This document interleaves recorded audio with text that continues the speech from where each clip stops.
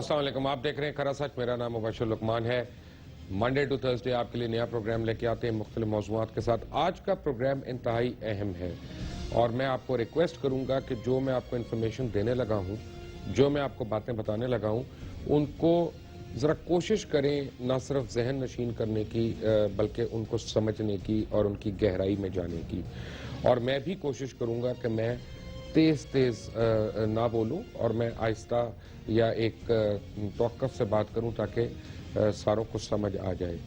دو بڑے اہم کردار جن کو میری خواہش تھی کہ آج وہ ہمارے پاس پروگرام میں ہوتے، ہماری خواہش پوری نہیں ہوئی. ایک بابا جی حسب عادت ہمارے پروگرام میں نہیں آئے اور ویسے ادھر ادھر بھاگتے رہتے ہیں. اب تو پتہ نہیں پاکستان بھی آ سکتے ہیں کہ نہیں. میاں محمد منشا کا آپ کو بتاؤں کہ پاکستان میں اگر کسی کو یہ کہا جا سکتا ہے اور کہ وہ اکنامک ہٹ مین ہے اور پاکستان کو شدید نقصان پہنچا رہے ہیں. ذرا منشا صاحب کی شکل دکھائیں پلیز. اچھے آدمی ہیں، امپریسو آدمی ہیں، امیر ترین آدمی ہے پاکستان کے، لیکن 1 روپیہ بھی زکوٰۃ نہیں دے سکتے. یہ ایک آنا بھی کسی کو نہیں دے سکتے کیونکہ انہوں نے پیسے کمانے اور پتہ نہیں کدھر لے کے جانے ہیں. میاں منشا کا تعلق براہ راست تعلق ہے ہمارے فرنس آئل کے پرابلمز کے ساتھ، آئی پی پی ریلیٹڈ پرابلمز کے ساتھ، ہمارے فیول کے ساتھ. بٹ اینی وے یہ کہانی ذرا سی لمبی ہے جو آج ہو رہا ہے. آپ یاد کریں کہ 3 مہینے پہلے جب ہم نے اس کا ہلکے سے ذکر کیا تھا کھرا سچ میں کہ پیٹرول کا اور پیٹرولیم پروڈکٹس کا بحران آنے والا ہے، تو اس وقت کچھ لوگوں نے بڑی ہمیں رگڑا بھی مارا اور خاص طور پہ سوشل میڈیا پہ بڑے لوگوں نے کہا کہ یار یہ تو ایک ہی ایجنڈا ہے اس کا، یہ حکومت کے خلاف بات کر رہے ہیں اور اسی طرح کرتے رہے. خیر اینی وے اب یہ پرابلم آ گیا. اب آپ کو میں بتاتا ہوں یہ پرابلم ہو کیا رہا ہے اور کس وجہ سے ہو رہا ہے. سب سے امپورٹنٹ بات جو ہے، جب آپ آج کے پیٹرولیم کے بحران کو اگر آپ لیتے ہیں یا پیٹرول کے فیول کے بحران کو اگر آپ لیتے ہیں پاکستان میں، تو آپ کو دیکھنا پڑے گا کہ جو مین سپلائی کمپنی ہے پورے پاکستان میں فیول کی، جو پرنسپل کمپنی ہے، مدر آف آل کمپنیز ہے، وہ ہے پی ایس او، پاکستان اسٹیٹ آئل.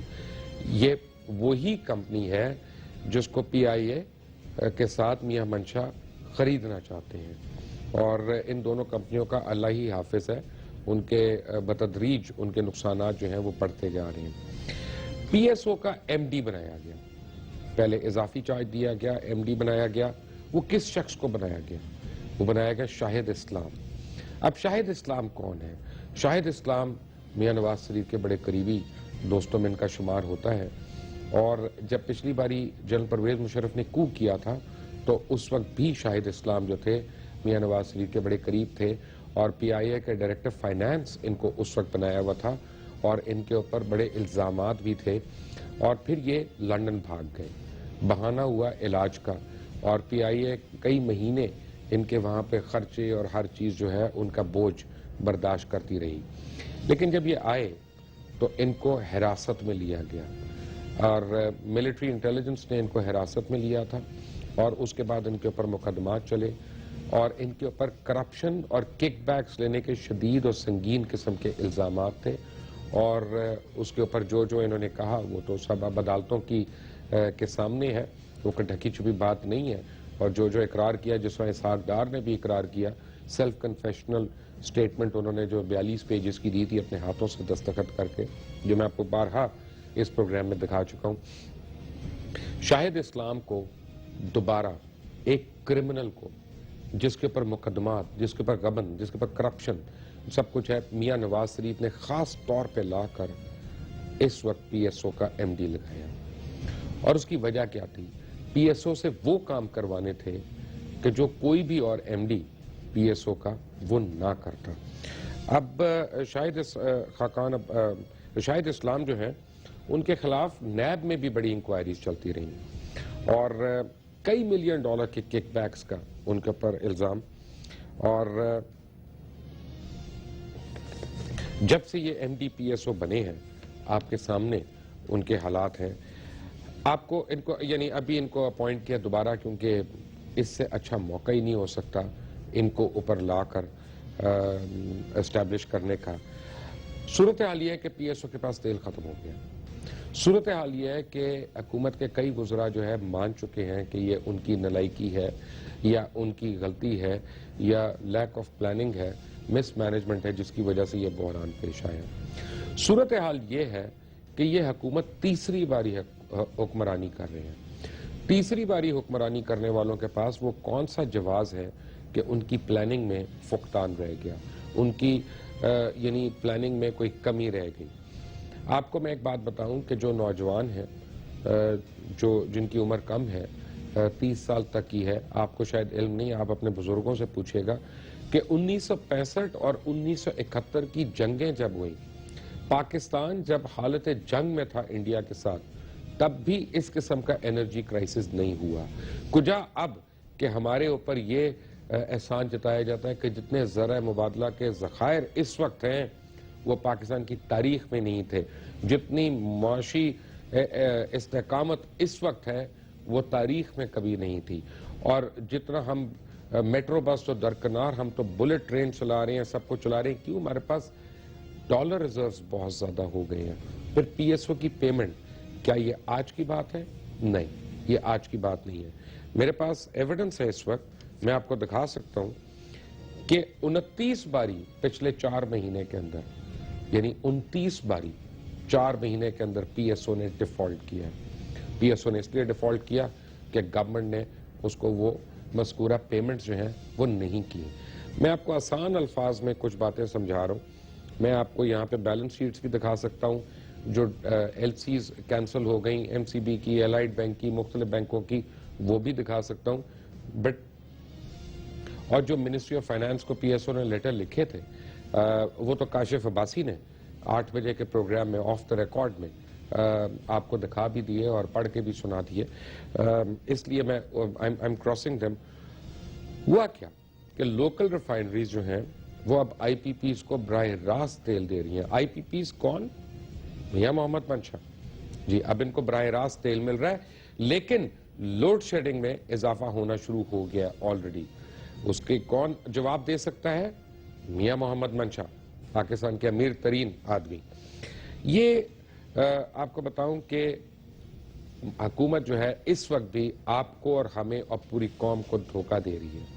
یہ میں بالکل علل اعلان کہہ رہا ہوں، دھوکہ دے رہی ہے۔ اگر تو یہ روٹین کی چیز تھی جو مس مینج ہوئی، تو پھر ان افسروں کو کیوں معطل کیا گیا جن کو کیا گیا وزیر اعظم کی طرف سے؟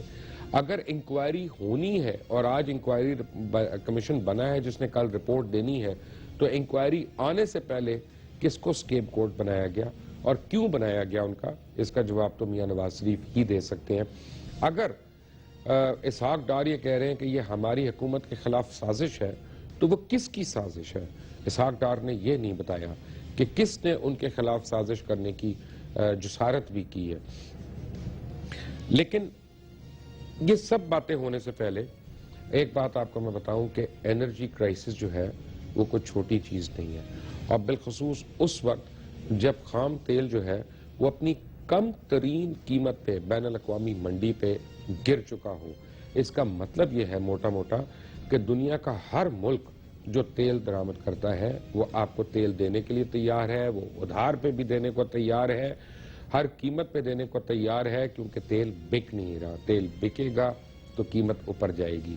تو حکومت کا یہ کہنا کہ ہمارے ملک میں سڈنلی کنزمپشن زیادہ ہو گئی اور اس کی وجہ سے تیل نایاب ہو گیا، یہ ٹوٹل جھوٹ ہے۔ میں چیلنج کر کے کہہ رہا ہوں کہ یہ جھوٹ ہے، کیونکہ پھر پوری دنیا میں کنزمپشن زیادہ ہو جانی چاہیے تھی، اور پوری دنیا میں آئل کی بیرل جو ہے وہ پھر 90، 100 اور کہیں تک پہنچ جانی تھی۔ پاکستان اور پاکستان کے جو کرائسس پچھلے کافی عرصے سے جو ہم پروگرامز کر رہے ہیں، خرا سچ کی ٹیم اور میں، ہم جو مل کے آپ کے سامنے چیزیں لے کے آ رہے ہیں، آج میں ان کو ان نٹ شیل آپ کے سامنے سمرائز کرتا ہوں۔ اگر آپ پاکستان کو دیکھیں اور غور سے اس کا نقشہ دیکھیں تو آپ دیکھیں گے اس کی جو سرحد ہے وہ تقریباً 3600 کلومیٹر لمبی ہے۔ یہ 3600 کلومیٹر لمبی آپ کی ایکٹیو بارڈر کی سرحد ہے۔ یہ وہ سرحد ہے جو ہر لحاظ سے ایکٹیو ہے، اور بدقسمتی سے پاکستان دنیا کا واحد ملک ہے جو بیک وقت 3 خوفناک جنگی ڈاکٹرینز کی زد میں ہے۔ جس کے بارے میں بہت تھوڑے لوگ جانتے ہیں. پہلے نمبر پر کولڈ سٹارٹ ڈاکٹرین ہے جو انڈین جنگی حکمت عملی ہے جس کے لیے انڈیا کی کل فوج کی 7 کمانڈز ہیں. ان میں سے 6 جو ہے وہ پاکستانی سرحدوں پہ ڈپلوائے ہو چکی ہیں. یہ انڈیا کی تقریباً 80% سے زیادہ فوج بنتی ہے. اور اسی ڈاکٹرین کے لیے انڈین فوج کی مشقیں جو ہیں, فوجی نقل و حمل جو ہے اس کے لیے سڑک, پل, ریلوے لائنز, پیویل ڈپوز وغیرہ, ان کی تعمیر, اسلحے کے ڈپوز انتہائی تیز رفتاری سے اکراس دا بارڈر ان کو کنسٹرکٹ کیا جا رہا ہے. اور اسی ڈاکٹرین کے تحت سندھ میں جہاں انڈیا کو جغرافیائی گہرائی حاصل ہے وہ تیزی سے داخل ہو کر سندھ کو پاکستان سے کاٹنے, بلوچستان اور گوادر کو کاٹنے اور مقامی طور پہ جسکم اور بلوچستان میں BLA کی مدد سے وہ وہاں پہ آئے گا. میں آپ کو یہ سمجھاتا ہوں کولڈ سٹارٹ ڈاکٹرین کیا ہے. کولڈ سٹارٹ ڈاکٹرین یہ ہے کہ بہت چھوٹی چھوٹی فورسز ہوں, 2-2 ہزار 3-3 ہزار کی, وہ ریپڈ موومنٹ کرتی ہوں, وہ اندر آئیں, آپ کے بارڈر کے 10 میل اندر آئیں, خوب یعنی جو کر سکتے ہیں کریں اور فوراً واپس نکل جائیں. پھر اسی طرح دوسری سائڈ سے اندر آئیں اور پھر واپس نکل جائیں تاکہ پھر اس کے بعد جو ہے وہ آپ کی لوجسٹکس اور آپ کی جو رسد ہے اس تمام اس کو سپلائی لائن کو اس کو ڈسٹارٹ کر سکیں اور پھر ان کے جو بھی عزائم ہیں وہ اس طرح کر سکیں. پاکستان کو اصل میں سب سے بڑا خطرہ جو ہے وہ اسی ڈاکٹرین کا ہے. جب پاکستان آرمی اگر if you recall کچھ سال پہلے, کچھ عرصہ پہلے ایک بڑی میسو ایکسرسائز اپنی کرتی رہی اور عزم نو ان مشقوں کے بارے میں آپ نے سنا ہوگا جس میں بری اور فضائی افواج ہوتی وہ شامل تھی. یہ دراصل وہ انڈین کولڈ سٹارٹ ڈاکٹرین جو ہے اس کے جواب کی مشقیں ہیں, اس کی جواب کی تیاریاں ہیں. اور حالانکہ ہوتا کیا ہے کہ اس میں جب آپ ڈیفینڈ کر رہے ہوتے ہیں تو آپ کی تعداد کم ہو سکتی ہے لیکن آپ اس کو پھر ایفیکٹولی آپ اس کو ڈیفینڈ کر سکتے ہیں.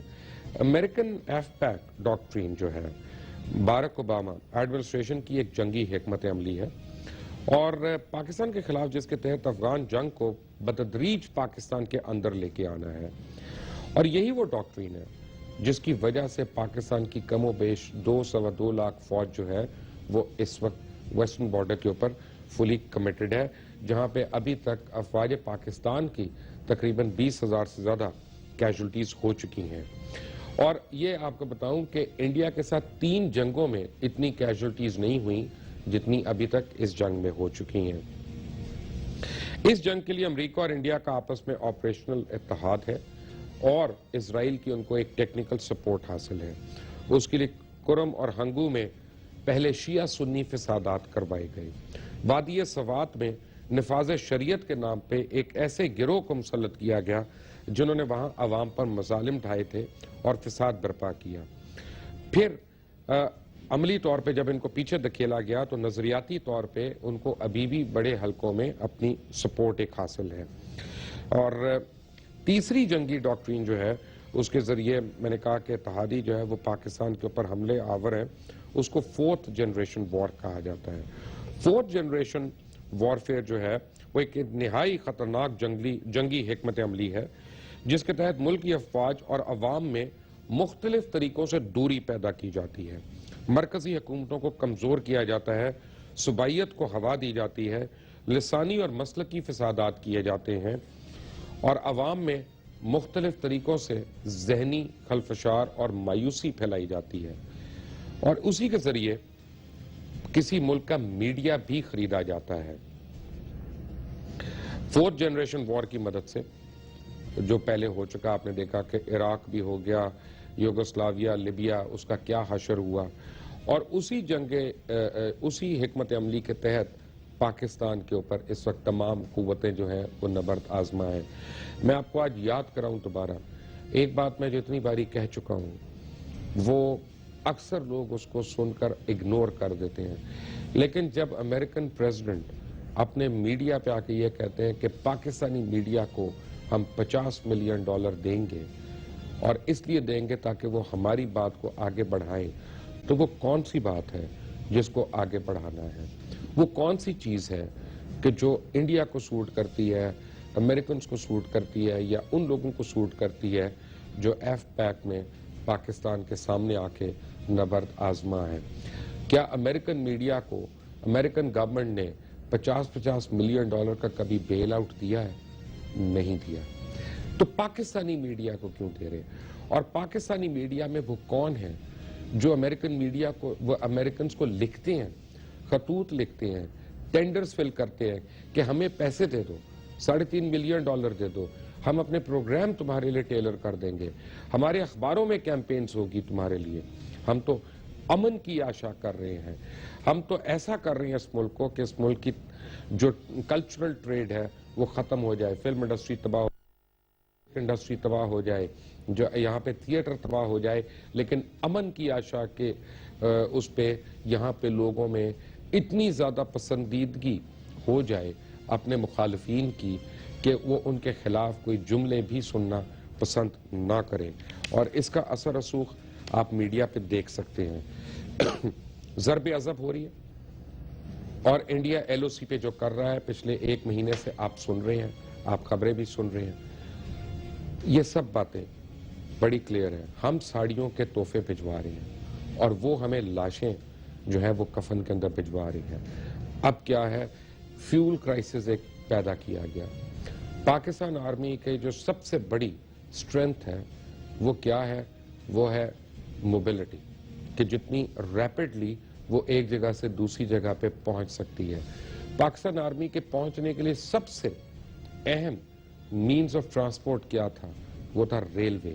ہمیشہ ریلوے جو ہے وہ فوج کی پیش قدمی کے لیے اور اس کی ٹرانسفرز کے لیے سب سے زیادہ امپورٹنٹ رول پلے کرتی ہے. Over a period of time railways کو بتدریج تباہ کیا گیا اور اب یہ کہا جا رہا ہے، حکومت اس وقت پاکستان فوج کے اوپر یہ زور ڈالنا چاہ رہی ہے کہ فوج کے جو ریزروز ہیں آئل کے وہ پی ایس او کو دے دیے جائیں تاکہ فوج ضرب عضب میں بھی کھڑی ہو جائے اور فوج ادھر بھی اپنا جو ہے وہ دفاع نہ کر سکے. یہ حکومتی عزائم کیا ہیں اور یہ حکومتی عزائم کیوں کر ہیں؟ ایک بریک کے بعد. ایک break.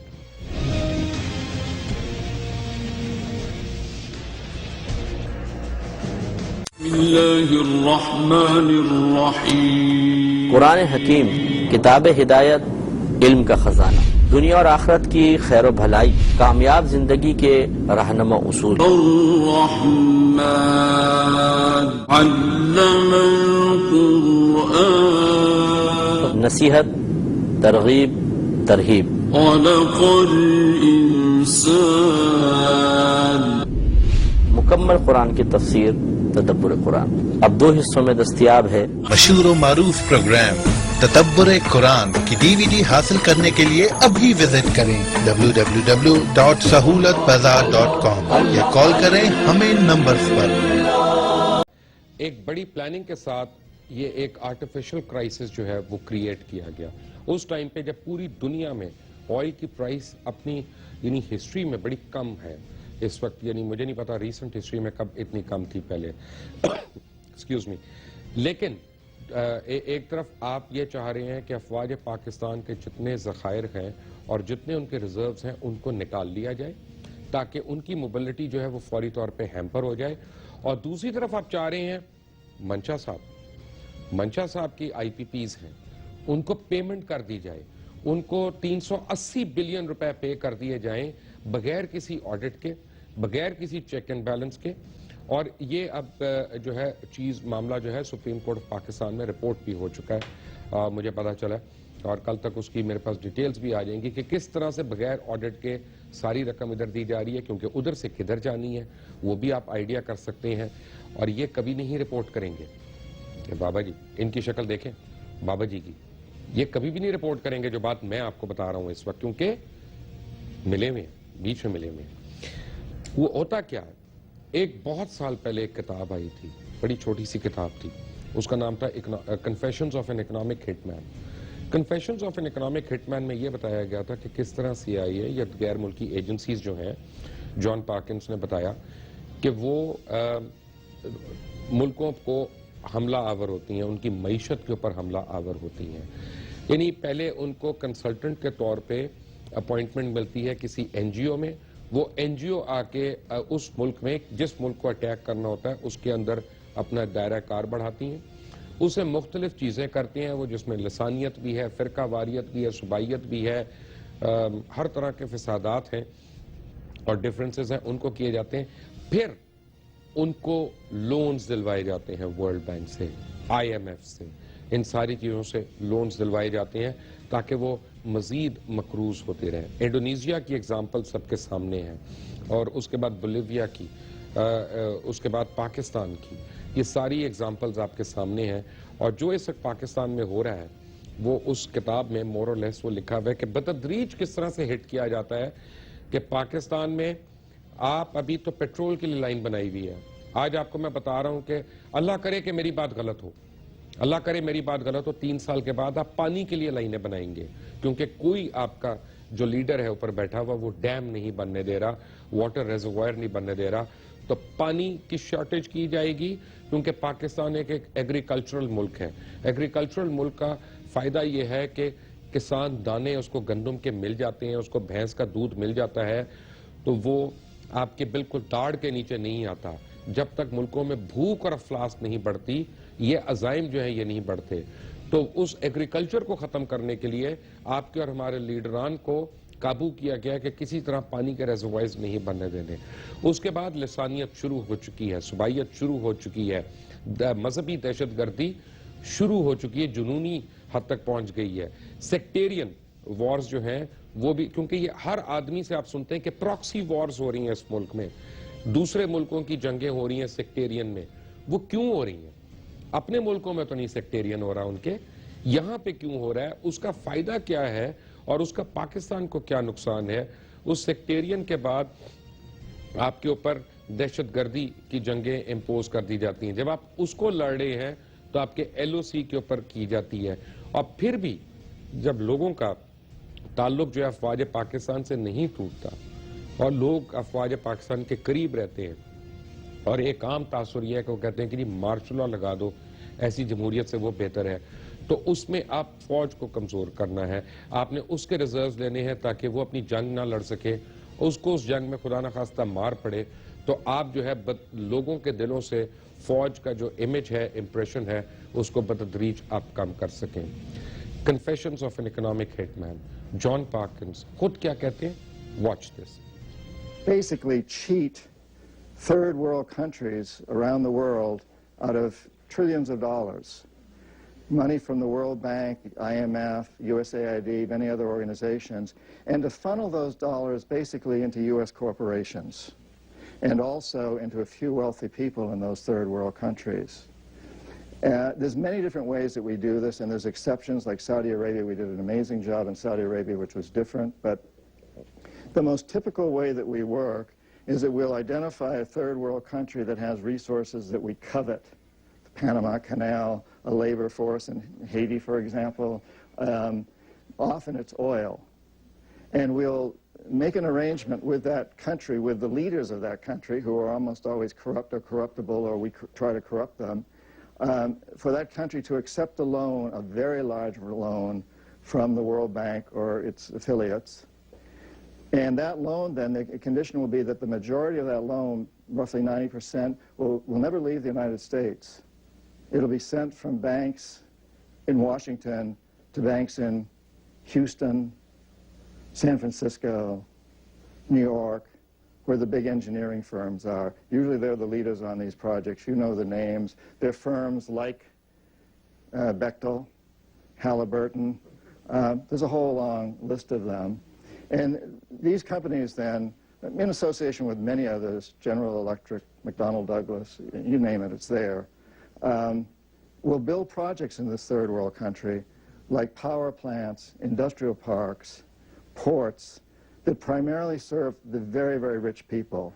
The power goes to the big industries. The ports are used by the big industries. The industrial parks are used by the big industries. Usually these things don't help the poor people at all. In fact, the country's then saddled with a huge debt that it can't possibly repay. That's part of the plan.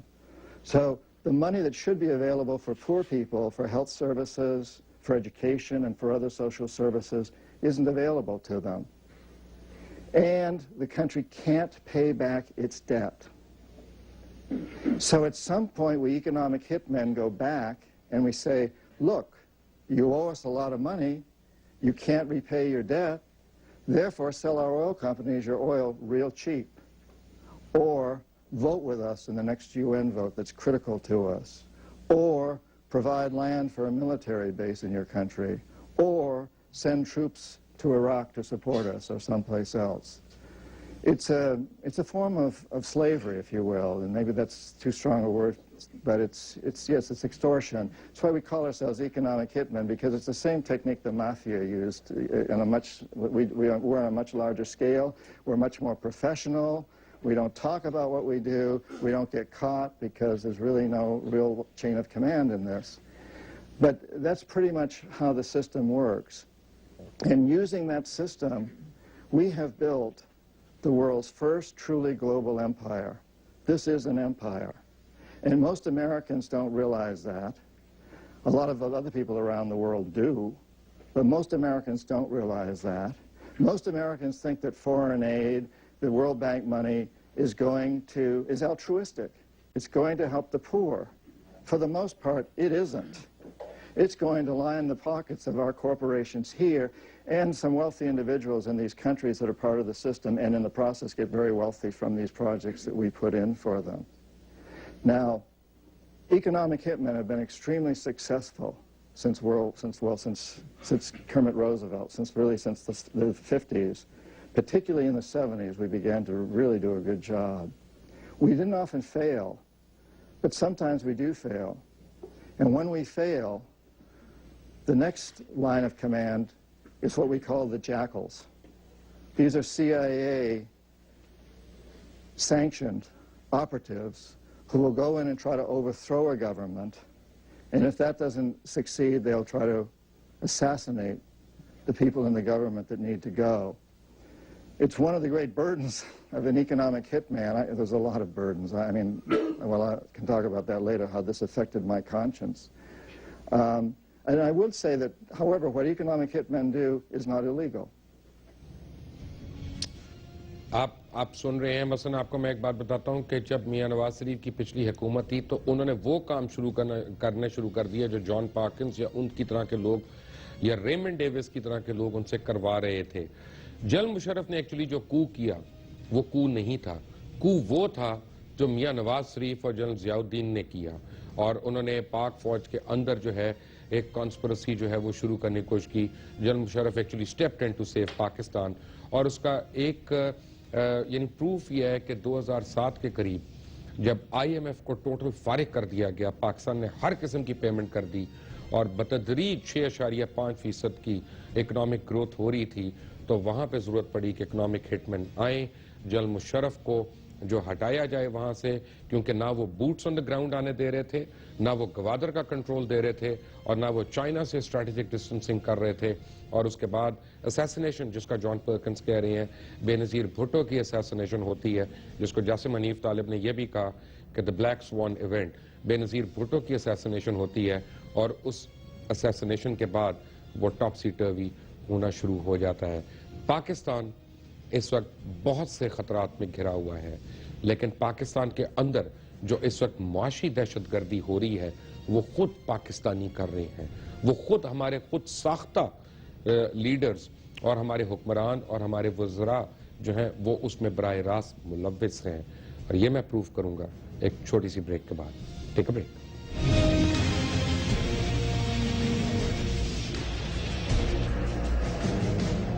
अरे भाई बीना, क्या सुना आपने? सहूलत बाजार ने तो कमाल ही कर दिया. अब आप बनवा सकते हैं अमेरिका, कनाडा, यूके और यूरोप में रहकर अपने स्टाइल और अपनी पसंद के कपड़े, वो भी अपने दर्जी से. सिर्फ 7 दिन बाद आपके कपड़े आपके पास. मशहूर ब्रांड्स के लेटेस्ट कलेक्शन, उम्दा सिलाई, माहिर कारीगरों की ज़ेरे निगरानी, सहूलत बाजार से. तो आज ही विजिट कीजिए www.sahulatbazaar.com. इतनी दफा मैंने सऊदी अरेबिया का नाम लिया है इस शो में, आप लोग सोचते होंगे कि मैंने क्यों लिया. आप ये देखें कि मियां नवाज शरीफ को रखा किसने. میاں نواز شریف کو پورے خاندان کے ساتھ لے کے کون گیا یہاں سے؟ میاں نواز شریف کی واپسی کس نے کرائی؟ جی سعودی عربیہ نے۔ اب سوال یہ پیدا ہوتا ہے یہ خادم الحرمین ہے یا خادم الامریکین ہے؟ میں آپ کو چند حقائق بتا دیتا ہوں، آپ لوگ خود فیصلہ کر لیں۔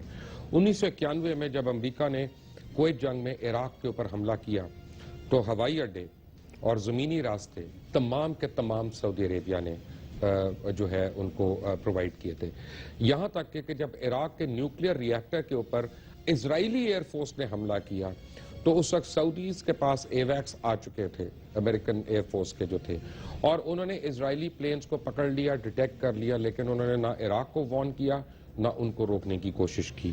1998 میں عراق پر بغداد پر بمباری کے لیے امریکن جہاز سعودیہ کی سرزمین سے اڑے اور مسلمانوں کا قتل عام ہوا۔ 2001 میں ایک بار پھر امریکہ نے سعودی عرب سے افغانستان پر حملہ کیا اور سعودیہ کی فضائی حدود مسلم ممالک پہ حملوں کے لیے امریکہ کو ہمیشہ میسر رہیں۔ 2003 میں عراق پر حملے کے لیے ایک بار پھر سعودیہ نے امریکیوں کے لیے اپنے ہوائی اڈے اور زمینی اڈے جو ہیں وہ فراہم کیے۔ 2009 میں یمن پر امریکن ڈرون حملے سعودی عربیہ سے شروع ہوئے۔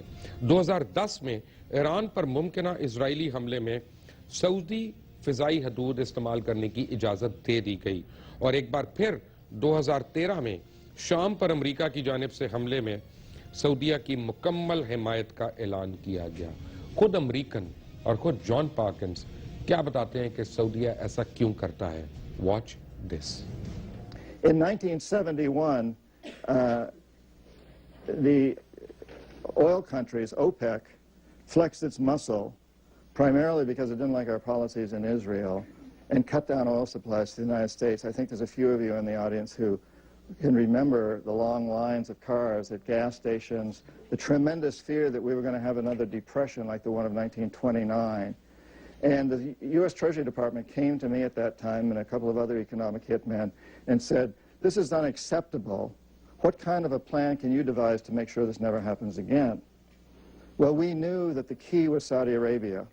Saudi Arabia had more oil than anybody else in the world, and we knew that the House of Saud, the royal family, was corrupted and corruptible. And so we zeroed in on Saudi Arabia.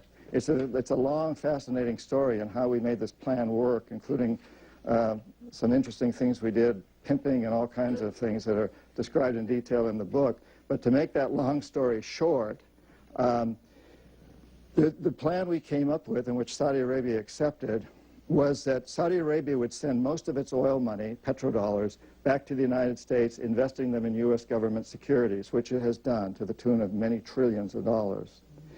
And the U.S. Treasury Department would be given control over all the interest earned on these government securities and would use that interest to hire U.S. companies to build projects in Saudi Arabia. Those projects were things like salinization plants, big power plants, highways, ports. Huge cities rose out of the desert in Saudi Arabia, and we did it in a westernizing way. We have turned Saudi Arabia essentially into a westernized country. I should back off a little bit and say part of the way we convinced the House of Saud to do this was to let them know that if they didn't do it, they would go the way of Mossadegh. So you offer them a good deal, you know, and if they did do it, we'd keep them in power. Part of their deal with us was that they would assure that the price of oil will remain within limits acceptable to us for as long as they're in power, which they've done. They are able to do that because they control so much of the world's oil. So this amazing deal was struck with the House of Saud, which has more blowback because right now the House of Saud is under a lot of pressure. It's very unstable. It's very unpopular. A great many Muslim people are extremely angry at them because the most sacred country in the Muslim world has been westernized. Medina and Mecca are surrounded by westernized places. And a lot of people, including Osama bin Laden, are really angry about this. But in the meantime, all these years, we've been able to keep the price of oil where we wanted it, and we protected the House of Saud. So this was a tremendous success for us economic hitmen. I was in Saudi Arabia putting this deal together. It was one of our greatest success stories, and we figured we could do this now in Iraq. So we went to Saddam Hussein and explained this plan to him and told him that we'd do the same thing with him, but he didn't buy. And I don't know why he didn't buy. Maybe just because he's crazy. I really don't know why he didn't buy. But he didn't buy. Had he bought, make no bones about it, have no doubts about it, had Saddam gone along with our plan, had he bought the deal, he'd still be head of state of his country, and we'd be selling him all the airplanes and all the tanks and probably chemical plants that he wants, because we've done it to a lot of other people like the Shah and many others. But he didn't buy. So we sent the Jackals in. But the Jackals couldn't get through to Saddam. His bodyguards were too loyal. Torrijos' bodyguards had been trained at the School of the Americas by American officers. And it was easy to get through to them. You know, it's a good story that, you know, people like that look to their bosses, their trainers, as the ultimate, you know. So if the bosses come back and say, assassinate the guy you're supposed to be guarding, and we'll pay you a lot of money to do it, who's the most dangerous man around? The guy that's carrying the guns. If you've got bodyguards, you better make sure they're very, very happy with you, because they got the guns. But Saddam's were loyal. And he had a lot of doubles, too, so even his bodyguards often didn't know who the real Saddam was. So we didn't get through to him. So the third line of defense came into play, the military, 1990. We attacked. Thought Saddam had been sufficiently chastised at that point that the economic hitmen went back in, failed again, Jackals went back in, failed again, military went back in. You know the story. That's pretty much, you know, a brief kind of history of what's been going on since World War II, this empire building. And in a way, it started innocently. जी, और ये आपने John पार्किंस के मुंह से सुना है, जो खुद बता रहे हैं कि मैं सऊदीया में गया, मैं इराक में गया और मैंने ये डील वहाँ पे की है, मैं नहीं कह रहा। और सच्ची बात ये है कि ये सारा क्राइसिस जो है ये आर्टिफिशियली क्रिएट किया गया। किसको फ़ायदा हो? मियां मंशा को। किसको नुकसान हो? अफवाज पाकिस्तान को। किसको तकलीफ हो? अवाम पाकिस्तान को। और किसको तक़वियत मिलेगी? इंडिया को। और कौन कमाएगा इसमें? Saudi Arabia. मेरे पास बहुत डॉक्यूमेंट्स हैं, PSO के भी और बाकी लोगों के भी। वो बेकार की बात है। अपने दुश्मन अपनी सफ़ों में पहचानें और अपने मुल्क को बचाएं। Until the next time, Allah Hafiz.